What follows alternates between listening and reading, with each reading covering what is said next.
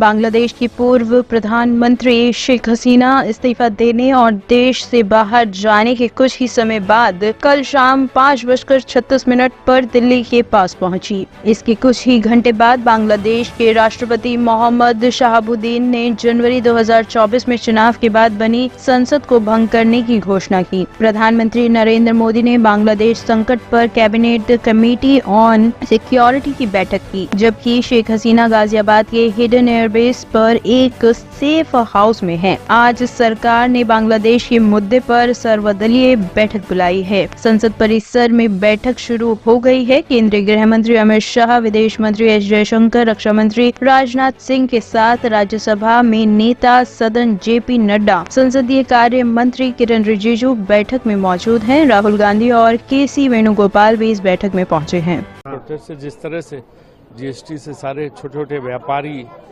कारोबारी, उद्योगपति सब तंग है, तो इसलिए उसके विरोध में हो रहा। सरकार ने कोई जो है इसमें राहत नहीं दी है और हर आदमी परेशान है जीएसटी से, तो उसको लेके प्रोटेस्ट। सर, आप लोगों का मांग भी है कि जो हेल्थ सेक्टर है उसको 18% जीएसटी से बाहर रखा जाए, इसको लेकर? क्योंकि आज के इलाज करना सबसे मुश्किल काम है, गरीब आदमी तो इलाज करा ही नहीं पाता, इसलिए हेल्थ सेक्टर में भी जो बहुत ज़्यादा जीएसटी बढ़ा दी है उसको कम करना चाहिए। इंडिया अलायंस यूनाइट है, 15 दलों के लोग यहाँ आज अभी हाँ, सारे लोग प्रदर्शन करके यहाँ पे जो है अपना विरोध दर्ज करा रहे हैं। सरकार से मांग कर रहे हैं कि अभी भी फाइनेंस बिल में गुंजाइश है कि कुछ करें। सर, अपना पड़ोसी देश है बांग्लादेश, उसकी जो स्थिति, देखिए बांग्लादेश की जो स्थिति है हमारे लिए बहुत चिंताजनक है, क्योंकि हमारा बहुत गहरा मित्र होता था। बांग्लादेश की आज़ादी में भारत का बहुत बड़ा रोल है। मुजीबुर रहमान और शेख हसीना हमारी एक मित्रतापूर्ण सरकार थी वहाँ पे, और ये जिस तरह से सब कुछ हुआ है मुझे लगता है कि ये एक भारत के लिए सही नहीं है। तो हमें नई रणनीति के साथ काम करना पड़ेगा। और दूसरी जो सबसे बड़ी चीज़ है, वहाँ जो हमारे भारतीय हैं और भारतीय मूल के लोग हैं और जो वहाँ पे अल्पसंख्यक हैं, उन सबकी सुरक्षा का पूरा बंदोबस्त होना चाहिए। और भारत सरकार को इस मामले में बांग्लादेश की जो इंटरिम सरकार उससे बात करके वहाँ पे भारतीयों की और मूल भारतीयों की और वहाँ जो माइनॉरिटीज़ हैं, अल्पसंख्यक हैं, उनकी सुरक्षा के लिए पूरी बात करनी चाहिए। बांग्लादेश की परिस्थिति बड़ी संवेदनशील है, गंभीर परिस्थिति है। जिस तरह के हालात उस देश में बने हैं वो पूरी दक्षिण एशिया के लिए और पूर्व एशिया के लिए चिंताजनक है।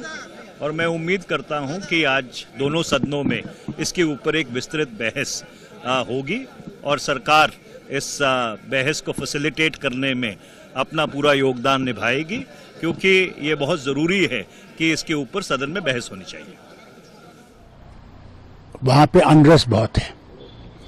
एक तो इकोनॉमी काफ़ी डाउन थी, इकोनॉमी के साथ साथ उनके अंदरूनी हालात भी ठीक नहीं थे।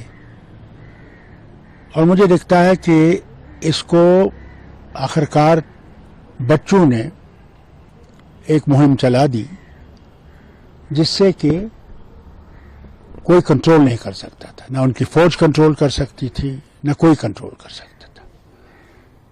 इसलिए ये लेसन है न सिर्फ बांग्लादेश के लिए बल्कि हर एक डिक्टेटर के लिए, हमारे भी डिक्टेटर के लिए ये है कि जो लोग हैं वो सब्र कर सकते हैं, मगर एक वक्त आएगा जबकि वो सब्र का प्याला जो है वो उछल जाएगा। और वही हुआ। और मैं समझता हूँ एक और चीज़ भी ज़रूर हुई है, वहाँ पे भी अब इस्लामिक मूवमेंट शुरू हो गई है बहुत वक्त से। वहाँ ये फीलिंग थी कि मुसलमानों पे जो दुनिया में जुल्म हो रहा है उसके खिलाफ भी एक आवाज़ थी। सर, हम कह सकते हैं क्योंकि ये 2 या 3 दिन का मसला नहीं है, ये लावा काफ़ी टाइम से है, इसमें कोई शक नहीं है। ये लावा काफ़ी टाइम से है और ये अब अरूज पे आ गया। There was nothing you could do about it। ये उस वक्त पहुंच गया, उस वक्त उस समिट पे पहुंच गया जहां पे इसको कोई रोक नहीं सकता था। तो फिर बात यही थी कि अगर ये वहां से फरार नहीं होती तो ये भी इसको भी मार डालते।